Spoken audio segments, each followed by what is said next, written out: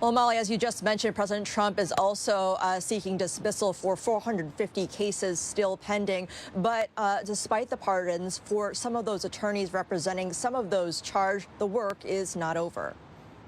This was a gross abuse of power by the federal government in the prosecution of so many of these peaceful protesters out of January 6th. Of the more than 24 Washington residents charged in relation to January 6th, Angus Lee's client John Cameron is among those who are now pardoned. The Justice Department did a lot of damage to a lot of lives, and he's really hopeful that Congress will look into the way that Merrick Garland and his deputies exercised their authority and abused their authority, and that those people will be held accountable for that gross selective prosecution. But for others, like Carolyn Stewart, who represented 19 people charged for their roles on January 6th, their work is not over. For the cases that have not been through sentencing, we're, tracking that the DOJ has put in the motion to dismiss for each case. So I've got one that hasn't happened in. I've got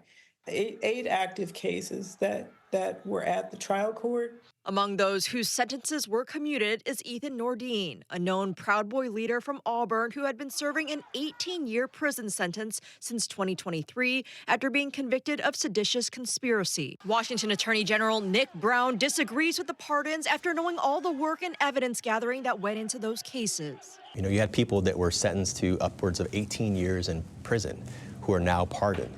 And the fact that the new president chose as one of his very first actions to pardon all those people, I don't know how anybody of any political party could think that was okay. For those who've been pardoned, like Ty Slacker, they say the work now begins on getting their lives back. It's frustrating for me to have been demonized for the last 4 years and not been able to get work because they have associated me with some of the most violent little pockets in the crowd.